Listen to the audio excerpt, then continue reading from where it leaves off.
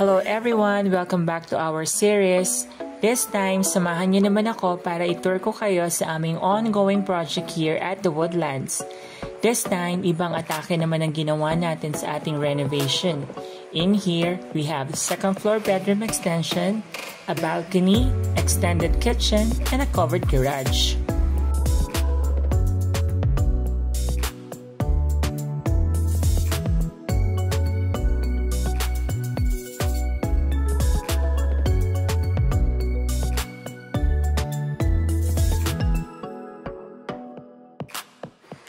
This area will be the kitchen.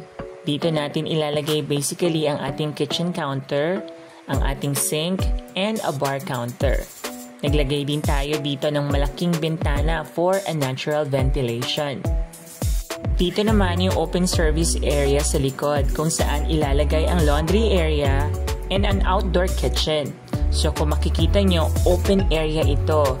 This will serve as an air well para hindi maging kulob ang bahay at magkaroon tayo ng source of natural light and ventilation.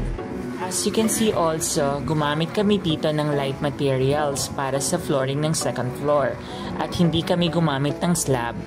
The main reason for that is because of the budget na meron ng ating client. So despite of it, we make sure na matibay ito by using angle bar and channel bar na magkikarry ng weight ng extended second floor. Ibinaon namin ang mga channel bar sa existing wall ng bahay at sa mga biga to make sure that the strength of the structure will last as long as it can possibly be.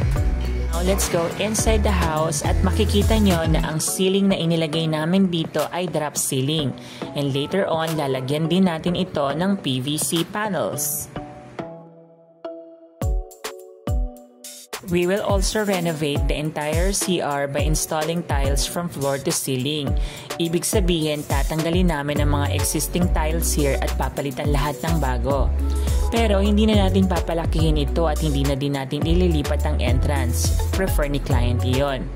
At kung makikita nyo rin, nagawa na sa slab ang pinakabubong ng toilet na ito dahil nag-install kami ng additional CR sa second floor. Dito naman ang magiging service area. Importante na mayroong opening sa likod ng bahay natin para maiwasan natin maging kulob ang kabuuan ng ating bahay.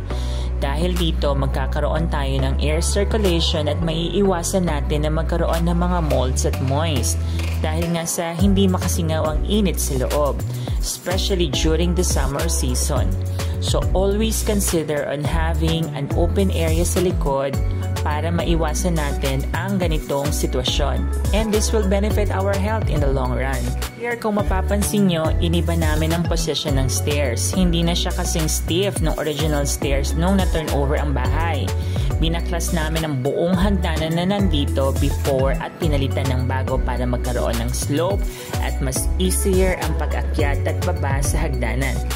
We will also install wooden planks to make the stairs wider and longer. I'm sure marami sa inyo ang nagrereklamo sa positioning ng hagdan before. And now we found the solution for it. Get na tayo sa taas. In here, makikita nyo na ito na yung ginawa namin na second floor common CR. Here will be the shower area. And here will be the toilet area.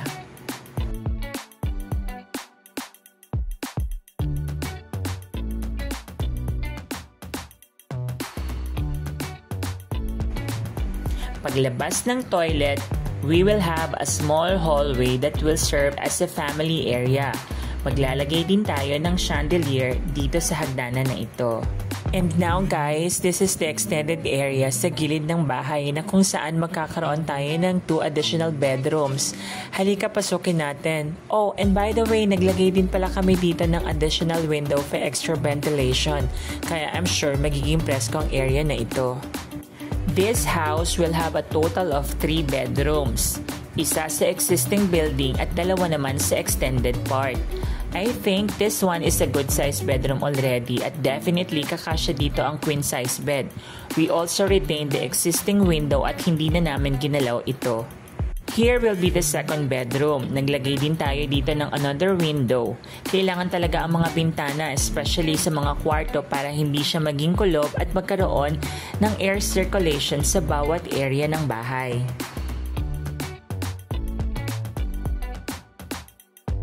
This other half naman will be the third bedroom. Dito, we extended the floor area up to 1.4 meters from the existing building to give way for a bigger and longer room. Magkakaroon din ito ng access papunta sa ating ginawang second floor na slab balcony. Hindi ba guys, malaki ang magagawang improvement as long as you make sure na magagamit natin ng every space sa loob ng ating property.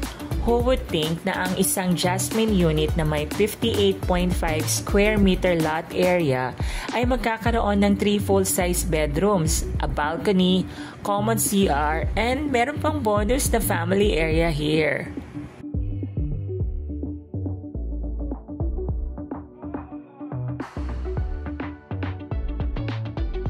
Look guys kung gaano kalapad at kaluwang ang naging resulta ng paggawa namin ng new stairs para kay client. Napakadali na ang mag-akyat baba, especially kung meron kayong family members na elderly or PWD.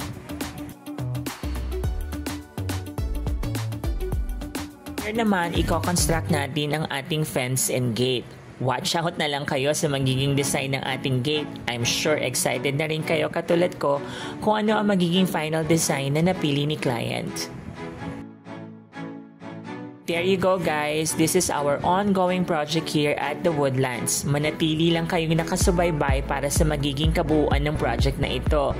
I'm sure marami sa inyo ang gustong-gustong makakita ng another perspective ng Jasmine unit at kung ano yung mga posibleng gawin sa akala nyong maliit na bahay na to. With construction, everything is possible as long as you dream about it. Salamat guys, till we see each other again. Bye and see you soon guys. Love you all.